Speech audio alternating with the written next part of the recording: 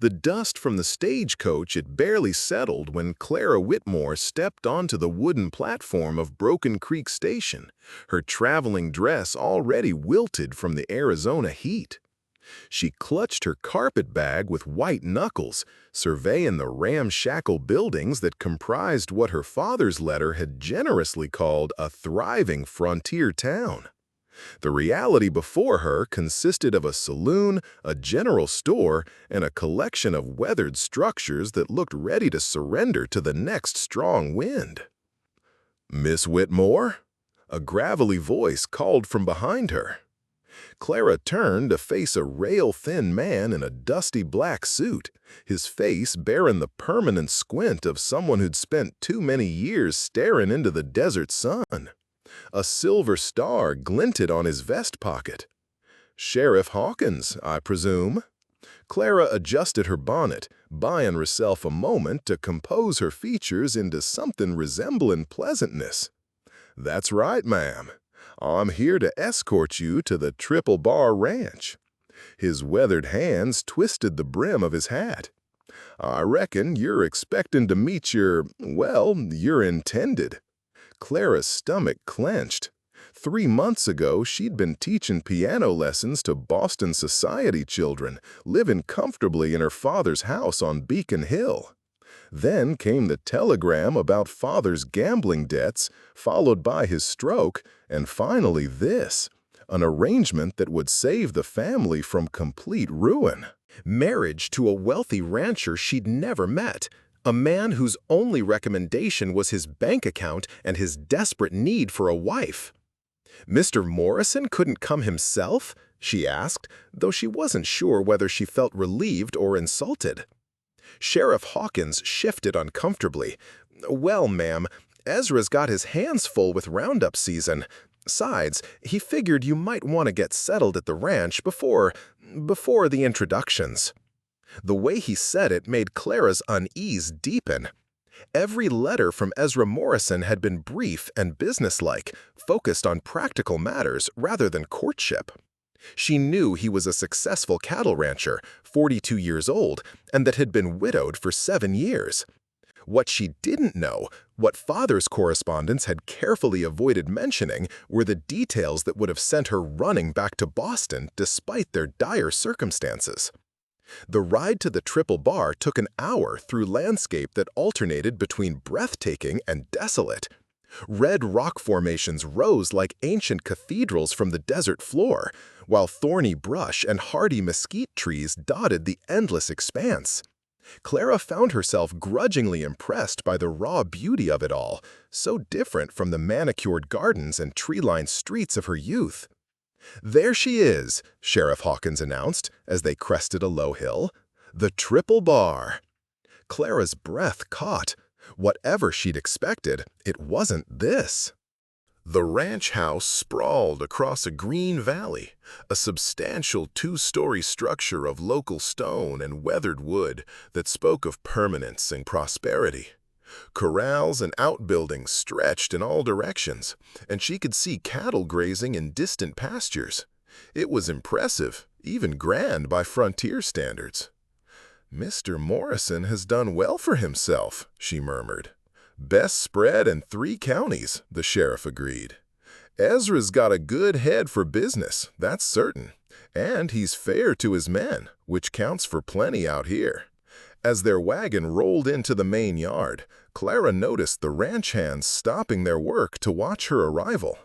Their expressions ranged from curious to sympathetic, which did nothing for her nerves.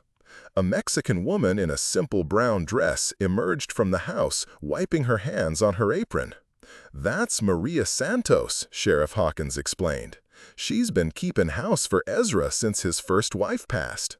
Good woman. She'll help you settle in." Maria approached the wagon with a warm smile that reached her dark eyes. "Señorita Whitmore, bienvenida. Welcome to the Triple Bar. I have been so excited to meet you." "Thank you," Clara replied, accepting Maria's help down from the wagon. "Is Mr. Morrison—" "He is in the north pasture, checking on the new calves," Maria said quickly. "He will return for dinner." Come, let me show you to your room so you can rest and refresh yourself." As they walked toward the house, Clara couldn't shake the feeling that everyone was being exceptionally careful about something. The ranch hands averted their eyes, the sheriff seemed eager to leave, and even Mariah's warmth felt tinged with something that might have been pity. Her room was larger and more comfortable than she dared hope. A genuine feather bed with clean linens, a washstand with an actual mirror, and windows that opened onto a view of the mountains. Someone had placed wildflowers in a mason jar on the dresser, a touch that brought unexpected tears to her eyes. "Maria," Clara said, as the housekeeper set down her carpet bag, "is there something I should know about Mr. Morrison? Something beyond what my father's letters mentioned?" Mariah's hands stilled on the bag's clasps. For a moment, her carefully maintained composure slipped, revealing something that looked like genuine concern. "Senor Morrison is a good man," she said finally, "a kind man. He has had much sorrow in his life, and perhaps it has changed him. But his heart is good, this I promise you." Before Clara could ask what kind of changes Maria meant, the sound of hoofbeats echoed from the yard below. Mariah moved to the window, and Clara saw her shoulders tense. "He has returned early," murmured. "Perhaps you should rest a bit longer, before—" "No," Clara said firmly, moving to stand beside her at the window. "I've come this far. I might as well see what fate has arranged for me." The man dismounting from the horse in the yard below was not what Clara had expected, though she wasn't entirely sure what she had expected. Ezra Morrison was indeed a large man, larger than any man should ever seen, but there was something in the way he moved, the gentle manner in which he spoke to his horse, and the young Mexican boy who came running to take the reins, that caught her attention. He was fat, yes, there was no polite way around it. His frame, which might have been impressive on a smaller man, was buried under what appeared to be considerable weight. His clothes were well made, but strained at the seams, and even from this distance, Clara could see the effort it took him to climb the porch steps. But his voice, when he called a greeting to one of the ranch hands, was rich and warm, with an educated cadence that surprised her. And when he paused to pet a dog that came bounding up to him, his smile transformed his heavy features into something almost handsome. "He was not always so," Maria said quietly, as if reading Clara's thoughts. "When his Elena died, the grief, it consumed him. Food became his only comfort, but underneath, he is still the man she fell in love with." Clara watched as Ezra Morrison disappeared into the house below. She could hear his footsteps on the stairs, heavy but surprisingly light for a man of his size. Then Maria was smoothing her apron and heading for the door. "I will tell him you are here and resting. Dinner will be in 1 hour. That will give you time to prepare yourself." Alone, Clara sat on the edge of the bed and tried to reconcile the reality of her situation with the romantic notions she'd stubbornly harbored despite herself. She thought of the girls she'd known in Boston, with their suitable marriages to suitable men, their predictable lives stretching ahead like well-mapped roads. Then she thought of her father lying in his sickbed and the alternative that awaited her if she turned back now. An hour later, she stood before the mirror in her best dress, a deep blue silk that brought out her eyes, and practiced the smile she would wear to meet her husband-to-be. Whatever Ezra Morrison was, whatever this marriage would become, she would face it with dignity. The dining room was more elegant than she'd expected, with a polished oak table that could seat 12 and actual china place settings. Ezra Morrison stood when she entered, and Clara was struck again by his size, not just his weight, but his height and the breadth of his shoulders. In different circumstances, he would have been called a giant of a man. "Miss Whitmore," he said, and his voice was exactly as warm as it had sounded from her window. "I hope your journey wasn't too difficult. Please, call me Clara. And no, it was quite bearable, thank you. He moved to pull out her chair, and she noticed the care he took not to bump into anything, the practiced way he navigated his own bulk. When he settled into his own chair, which she now realized was considerably sturdier and wider than a normal dining chair, he seemed almost to deflate slightly. "I imagine this isn't quite what you expected," he said, with a self-deprecating smile. "I fear my letters may not have been entirely comprehensive." Clara met his eyes directly. They were kind eyes, she realized, a warm brown flecked with gold. No, they weren't, but then again, mine probably weren't either. Something in her tone made him look at her more carefully. "You're not what I expected either, if I'm being honest. Your father's description suggested someone more fragile." "Fragile?" Clara laughed, and was surprised to hear genuine humor in it. "Mr. Morrison, I've spent the last 3 months nursing a dying man, managing creditors, and packing up a life I'll never see again. If that's fragile, I'd hate to see what passes for sturdy." For the first time since she'd seen him in the yard, Ezra Morrison's smile reached his eyes. "Call me Ezra, please, and I think I may have underestimated you, Clara." Dinner passed more pleasantly than she dared hope. Ezra was well-read and intelligent, with a dry sense of humor that caught her off guard.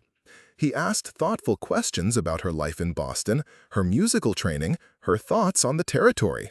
In return, she learned that he'd been educated back east himself, that he'd built the Triple Bar from nothing over the past 15 years, and that he genuinely loved this harsh, beautiful land.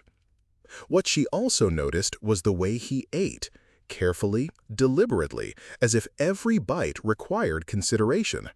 There was something almost ashamed in it, and Clara found herself wanting to tell him it was all right, that she'd seen far worse things than a man enjoying his meal.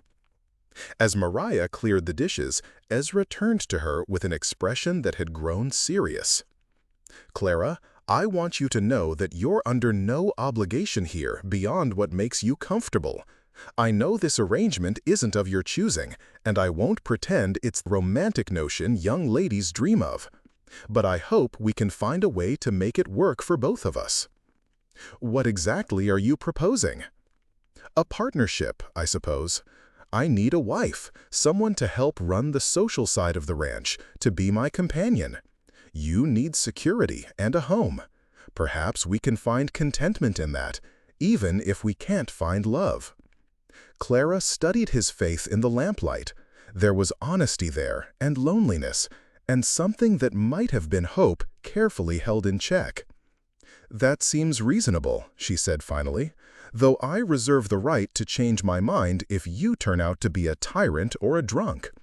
"Fair enough, and I reserve the same right if you turn out to be a shrewish harpy." They both laughed at that, and Clara felt some of the tension in her shoulders ease. This might not be the life she'd planned, but it could be worse. Much worse. Later, as she prepared for bed in her comfortable room, Clara found herself thinking about the way Ezra had looked when he smiled, the intelligence in his eyes, the gentleness in his voice when he spoke to his animals and his workers. Maria had been right. Underneath the weight and the sorrow, there was still a good man. She was settling under the covers when she heard it, a soft sound from somewhere in the house, barely audible through the walls. It took her a moment to identify it, and when she did, her heart clenched with unexpected sympathy. Someone was crying, and she was fairly certain she knew who. Clara woke to the sound of voices in the yard below her window. Dawn was just breaking over the mountains, painting the sky in shades of rose and gold, but the ranch was already alive with activity. She dressed quickly in a practical riding skirt and blouse she'd brought for ranch life, then made her way downstairs to find the source of the commotion. In the kitchen, Maria was packing supplies into saddlebags while speaking rapid Spanish to a young vaquero whose hat was literally in his hands, his face creased with worry. "What's happening?" Clara asked. "Señor Morrison has gone to the canyon pasture," Maria explained, her movements sharp with anxiety. "There was trouble in the night. Someone has been cutting our fence lines and driving off cattle. But that pasture, it is dangerous, even for experienced riders. And Senor Morrison," she gestured helplessly, "he should not go alone, not in his condition." The young vaquero, who couldn't have been more than 18, spoke up in heavily accented English. "The other men, they are already searching the South Range. But the boss, he wanted to check the canyon himself, said he knew those trails better than anyone." Clara felt a chill that had nothing to do with the morning air. "How dangerous are these trails?" "Very dangerous, señorita," the vaquero admitted. "Narrow paths along the cliff face, loose rock, even a small mistake." He didn't finish the sentence, but Clara understood. Without fully considering what she was doing, Clara took the saddlebags from Maria's hands. "I'll go after him." "No!" Maria exclaimed. "You do not know these trails, and you have just arrived. It is too dangerous." "More dangerous than letting a man who weighs—" Clara paused, trying to find a diplomatic way to phrase it. "More dangerous than letting Ezra navigate treacherous mountain paths alone? I may not know the trails, but I'm an experienced rider, and I'm considerably lighter than he is." The vaquero, whose name she learned was Pablo, looked torn between relief and horror. "Señorita, if something happened to you, Señor Morrison would." "If something happens to him because I sat here doing nothing, I'll never forgive myself," Clara interrupted. "Pablo, you'll come with me and show me the way. We'll take the safest route and catch up with him before he does something foolish." An hour later, Clara was beginning to regret her impulsive decision. The trail Pablo led her along was barely wide enough for a single horse, winding up the side of a red rock canyon with a drop that made her stomach clench every time she looked down. But her concern for Ezra outweighed her fear, especially when Pablo pointed to fresh tracks in the dusty trail ahead. "He came this way, señorita. But see here?" He dismounted to examine the tracks more closely. "His horse, she is favoring her left front hoof. Something is wrong." They found Ezra 20 minutes later, and Clara's heart nearly stopped at the sight. He was standing beside his lame horse at a wide spot in the trail, but what made her blood run cold was the way he was swaying slightly, one hand pressed to his chest, his face gray with more than just exertion. "Ezra!" She dismounted quickly, ignoring Pablo's startled protest at her informal address. He looked up as she approached, and she saw embarrassment and something that might have been pain flash across his features. "Clara, what in God's name are you doing up here?" "Coming to rescue you, apparently," she replied, reaching him just as his knees buckled slightly. Without thinking, she moved to support him, wrapping her arm around his considerable waist. "Are you having chest pains?" "It's nothing," he said, but his breathing was labored and she could feel him trembling. "Just pushed a little too hard trying to catch up with whoever's been rustling my cattle." "Pablo," Clara called, her voice sharper than she intended. "We need to get him down from here, now." The young vaquero was already moving, examining Ezra's lame horse while keeping one eye on his boss. "The mare, she has thrown a shoe and picked up a stone. She cannot carry weight down these trails." Clara looked around at their options and felt a moment of genuine panic. The trail they'd climbed was treacherous enough for healthy riders on sound horses. Getting an ailing man weighing close to 300 pounds down safely seemed impossible. "There's another way," Ezra said quietly, as if reading her thoughts. "An old mining trail that connects to this one about a quarter-mile ahead. It's longer, but the grade is easier." "Can you make it that far?" Clara asked. He nodded, though she could see the effort it cost him. "I can walk. The horse can follow without weight." What followed was the longest quarter-mile of Clara's life. She stayed close to Ezra's side as they picked their way along the narrow trail, ready to grab him if he stumbled. Pablo led both horses, speaking softly to the lame mare in Spanish. Every few minutes, Clara insisted they stop so Ezra could rest, and she pretended not to notice the way he leaned heavily against the rock wall during these breaks. "You shouldn't have come up here," he said during one such stop, but his voice held gratitude rather than anger. "Neither should you, not alone, and not when you're not feeling well," Clara replied. "Were you planning to tell me about the chest pains, or was I supposed to guess?" He was quiet for so long she thought he wasn't going to answer. When he finally spoke, his voice was barely above a whisper. "I figured you had enough to deal with. Marrying a fat man you'd never met? Didn't see the point in mentioning that he might not be around much longer."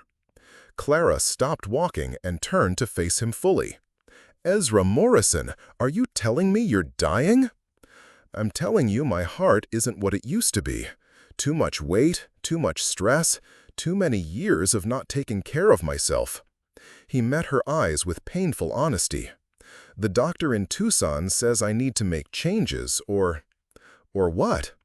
Or you might find yourself a widow before you're properly a wife." The matter-of-fact way he said it made Clara's chest tighten with unexpected emotion. Here was a man who had accepted his fate with the same resigned dignity with which he seemed to approach everything else in his life. "Well," she said briskly, "I suppose we'll have to do something about that. Clara, no arguing. You said you wanted a partnership, and partners look after each other. That means you're going to start taking better care of yourself, and I'm going to help whether you like it or not." Something shifted in his expression. Surprise, perhaps, or a kind of cautious hope. "You barely know me. I know enough. I know you treat your workers fairly, your animals kindly, and you were gentleman enough to give me a choice about our arrangement when you could have simply demanded your purchase."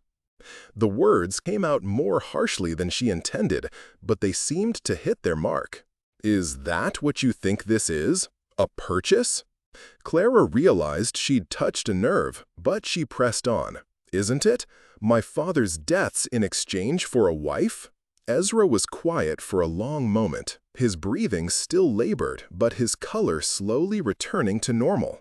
When he spoke, his voice was soft but firm. "Clara, I won't pretend this started as anything other than a business arrangement, but I'd hoped we might find something more than that. Not love necessarily, but respect, companionship, maybe even friendship. And now I'm thinking I might have gotten more than I bargained for in the best possible way." They reached the easier trail without further incident, and Pablo managed to fashion a temporary shoe for the mare from materials in his saddlebags. The ride back to the ranch house was slow but uneventful, though Clara noticed that Ezra seemed to be feeling better with each mile they descended. It was late afternoon when they finally arrived back at the Triple Bar, and Mariah's relief was visible from across the yard. She had hot coffee and a substantial meal waiting, and Clara noticed that while Ezra ate heartily, he didn't eat with the almost desperate intensity she'd observed the night before. "The fence cutting," Ezra said as they finished eating. "Pablo, did you get a good look at the tracks?" "Sí, patron. 3 men, maybe 4.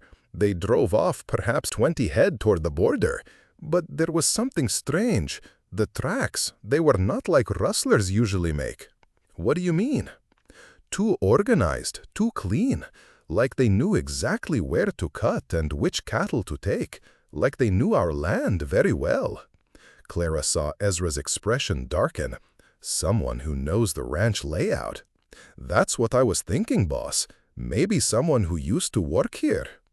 "I'll need to check the records, see who's left recently and under what circumstances." Ezra turned to Clara. "I'm sorry you got pulled into this on your first day. Ranch life isn't always so exciting." "Actually, I found it rather invigorating," Clara admitted. "It's been a long time since I felt useful." That evening, as Clara prepared for bed, she reflected on how much had changed in just 24 hours. She'd arrived expecting to meet a stranger who would become her husband in name only, a man she would tolerate for the sake of security. Instead, she'd found someone worth caring about, someone who needed caring about, whether he wanted to admit it or not. She was braiding her hair when she heard the soft knock on her door. "Clara, it's Ezra. I wanted to thank you for today." She opened the door to find him standing in the hallway, and for the first time she could see him without the careful composure he maintained around others. He looked tired and vulnerable, and younger somehow, despite his considerable bulk. "You don't need to thank me," she said. "We're partners, remember?" "Partners," he repeated, as if testing the word. "I like the sound of that." "Good, because tomorrow we're going to start working on keeping you healthy enough to enjoy this partnership for a good long time." "Clara, I should warn you, I've tried before. Losing weight, I mean. It never seems to stick." "Then we'll try a different approach. You said I was more than you bargained for? Well, you're about to find out just how much more." He smiled at that, the same warm smile that had surprised her at dinner the night before. "I'm looking forward to it." After he left, Clara lay in bed listening to the sounds of the ranch settling down for the night. Somewhere in the distance, a coyote called to its pack, and she could hear the gentle lowing of cattle in the nearest pasture. It was so different from the sounds of Boston: carriages on cobblestones, the harbor bells, the constant hum of city life. But as she drifted off to sleep, Clara realized that for the first time in months, she felt something she'd almost forgotten: hope.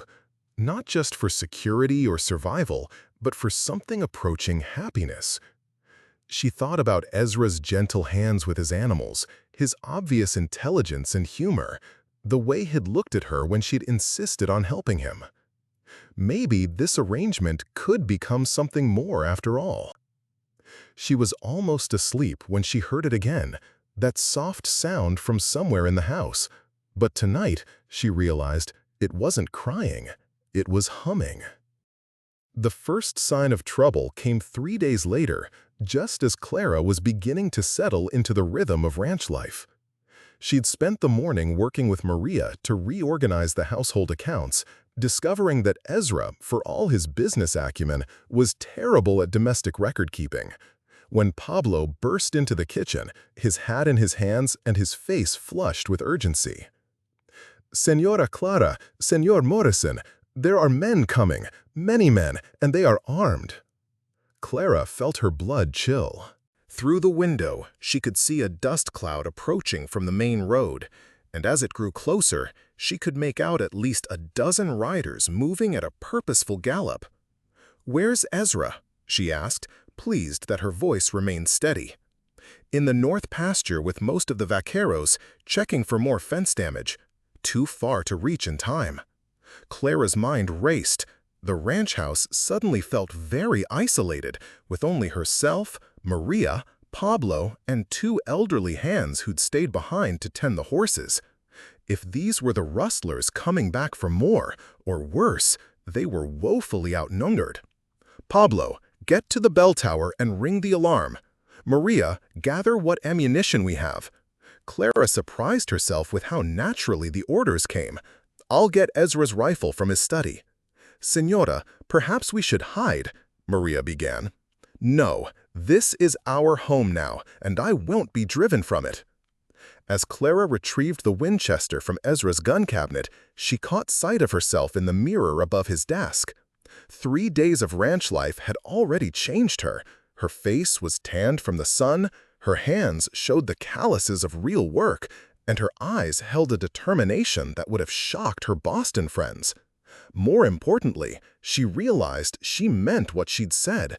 This was her home now, worth defending. The riders thundered into the main yard just as Pablo began ringing the alarm bell. Clara positioned herself on the front porch, the rifle held with the competence her father had insisted she learn, despite her mother's protests. From this vantage point, she could see that these weren't random drifters or desperate rustlers. They were too well organized, too well armed, and too confident for that.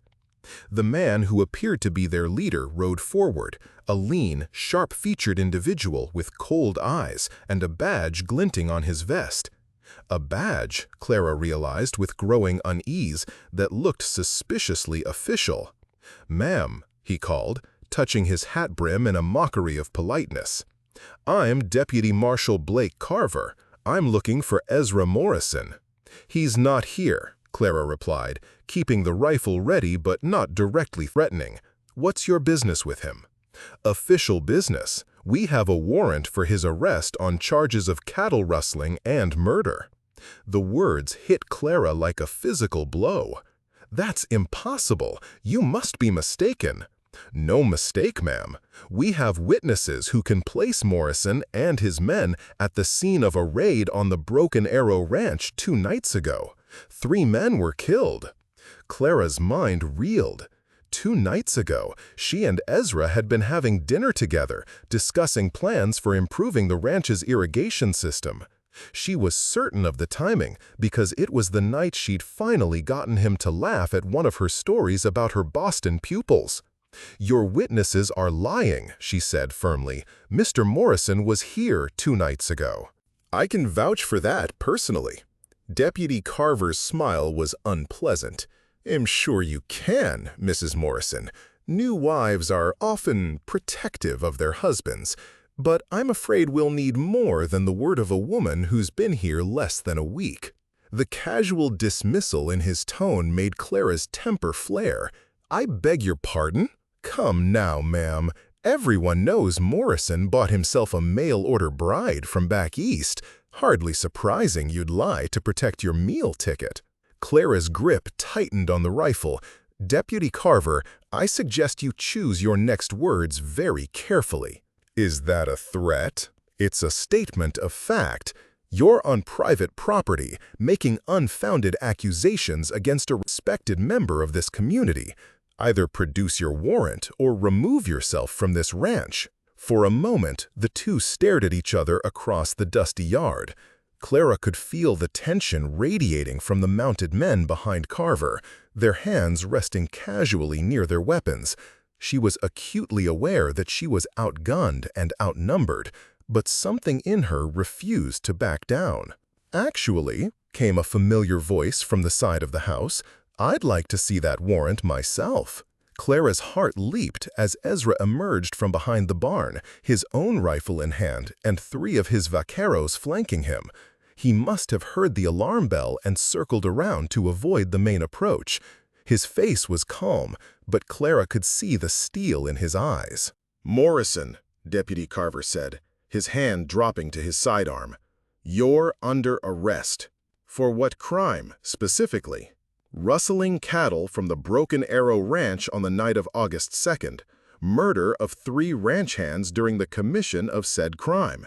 Ezra nodded thoughtfully. "August 2nd? That was 2 nights ago?" "That's right." "Interesting.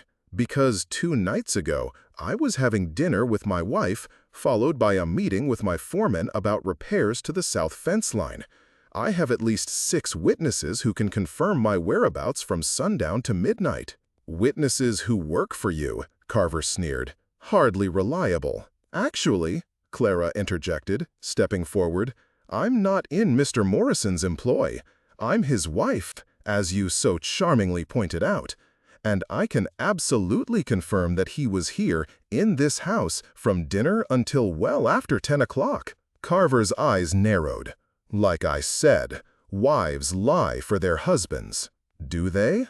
Clara's voice turned dangerously sweet.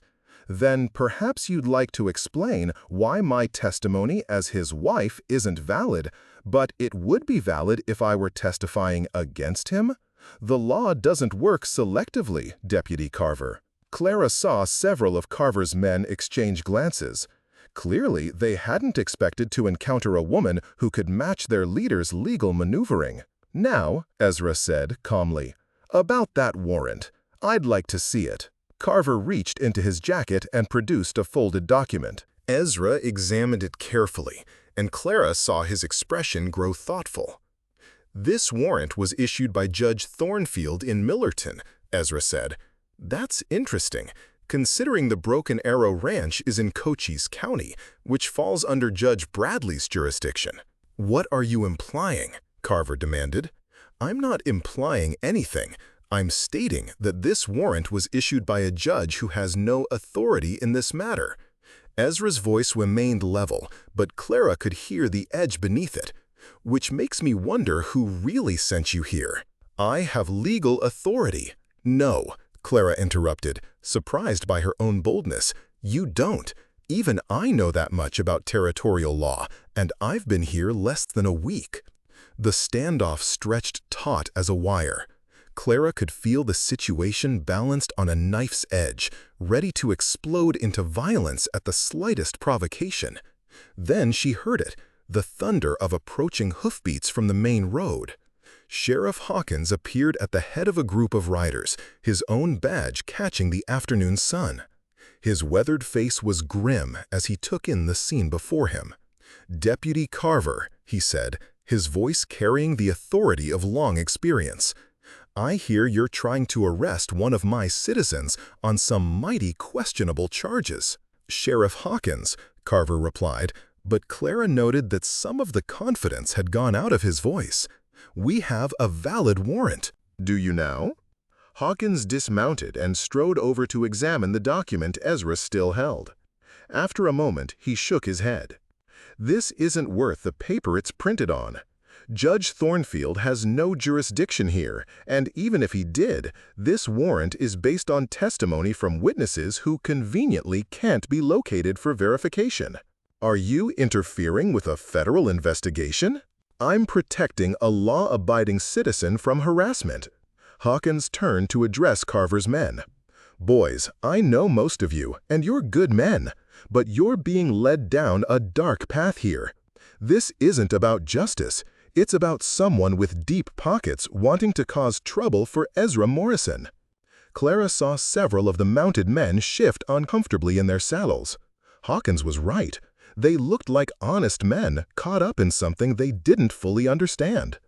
"Sheriff," one of them called out, "we were told Morrison was caught red-handed. If that's not true—" "It's not true, Sam," Hawkins replied.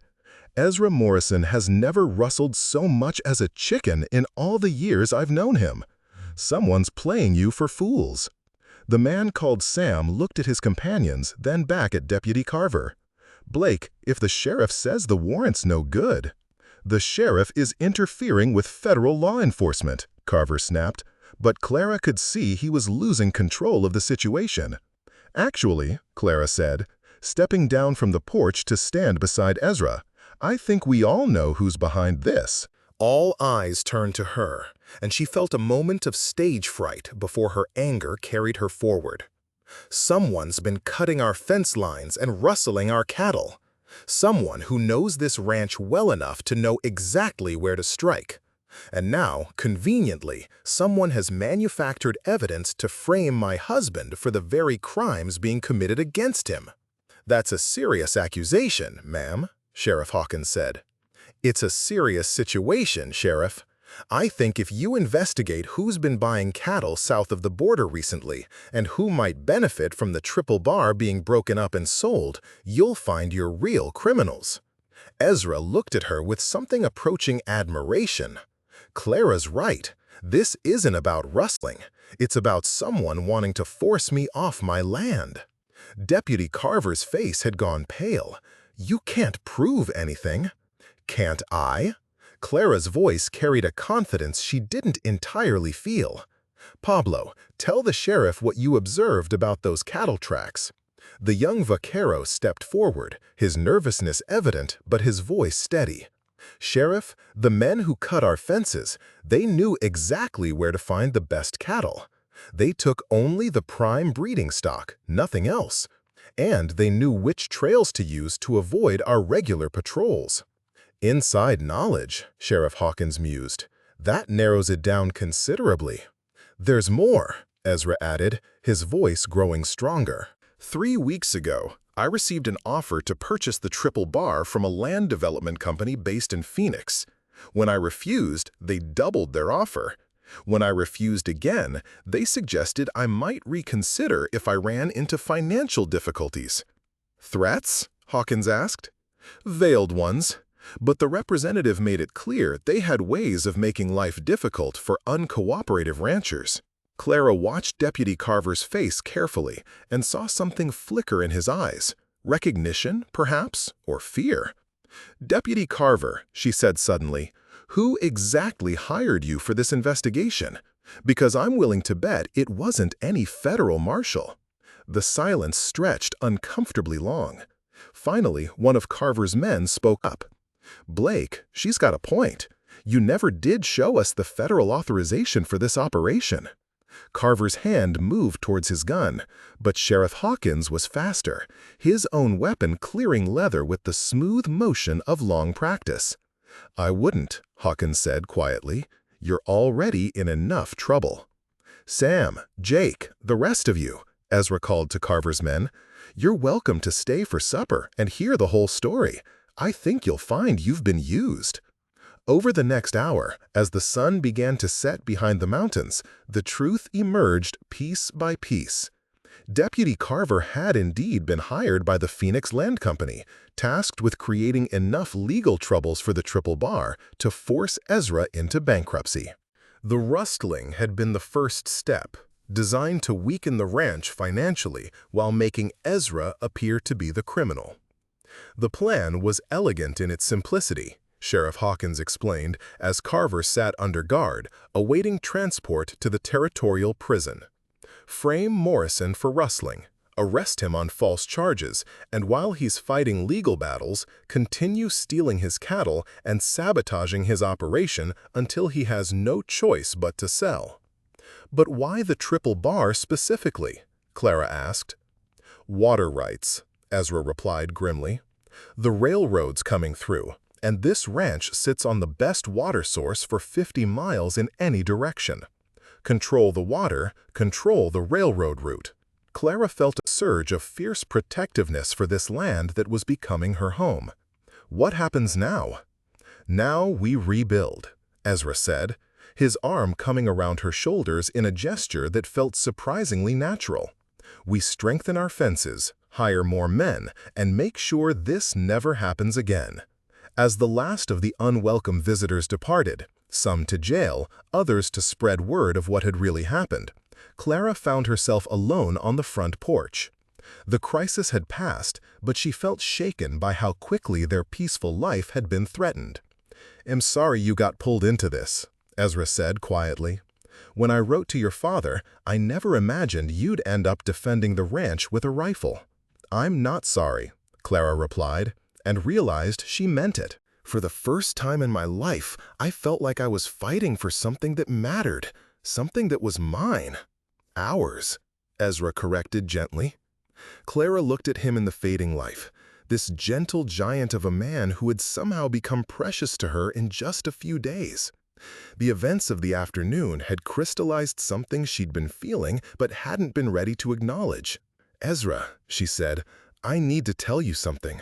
"What's that?" "When Deputy Carver was threatening you, when I thought they might take you away or hurt you, I realized something." She took a deep breath. "I realized that somewhere in the last few days, this stopped being about security or avoiding scandal. I care about you, really care about you." Ezra was quiet for a long moment, his eyes searching her face in the twilight. "Clara, you don't have to. I'm not saying it because I have to. I'm saying it because it's true." She turned to face him fully. "I know this isn't the romantic courtship either of us might have wanted, but what we have is real. It's built on respect and partnership and genuine affection. Isn't that a better foundation than passion that burns out in a few months? Are you saying what I think you're saying?" Clara smiled, feeling lighter than she had in months. "I'm saying I'd like this to be a real marriage, Ezra, if you're willing to have me." His answer was to pull her gently into his arms, and when he kissed her, Clara tasted the salt of tears. Whether his or hers, she couldn't say. "I never thought I'd have this again," he whispered against her hair.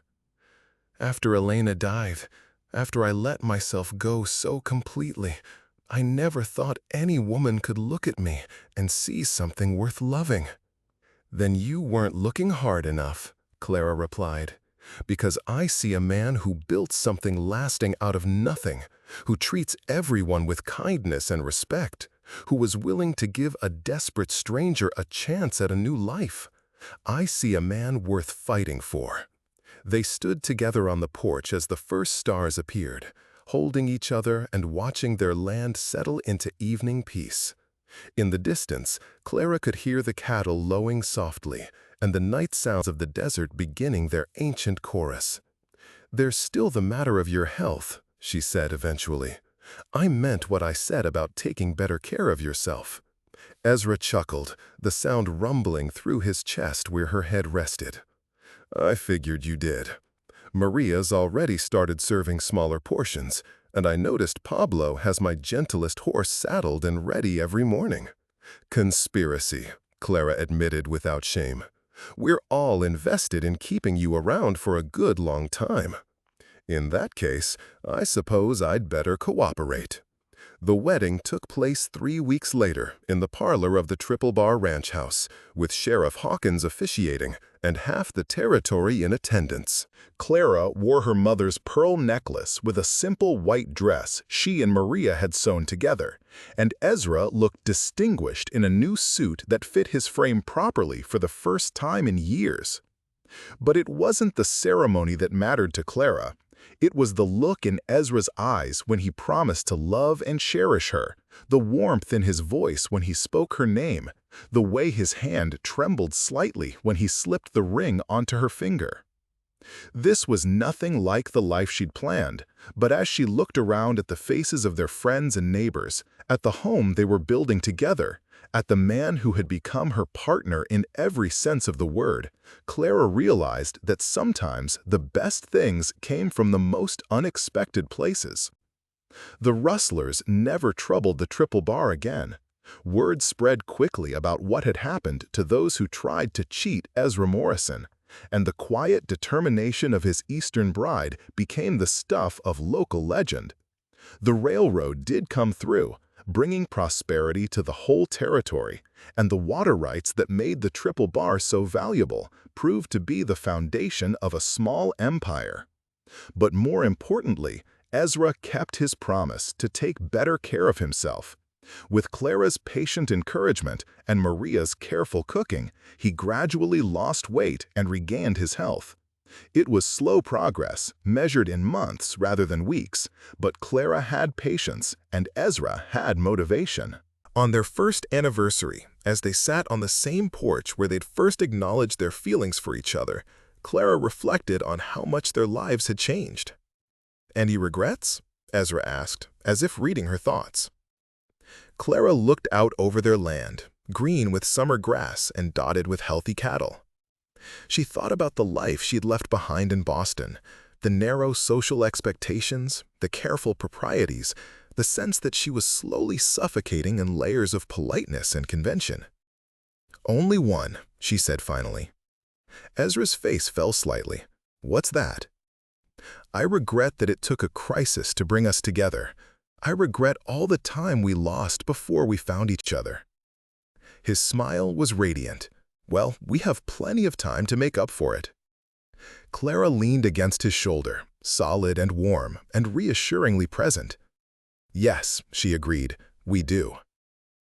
In the distance, a coyote called to its mate, and somewhere in the darkness, another answered. The desert night was full of such calls and responses, the ancient dialogue of creatures finding each other across the vastness. Clara thought it was a fitting metaphor for their own unlikely love story. Two solitary souls who had called out into the darkness and, against all odds, found each other. She was forced to marry an obese rancher, it was true. But no one, least of all Clara herself, had expected that she would find in that arranged marriage the truest love of her life, a partnership that would endure through all the challenges the frontier could offer, and a home worth defending with rifle in hand. As Ezra often said in the years that followed, sometimes the best bargains were the ones that surprised you.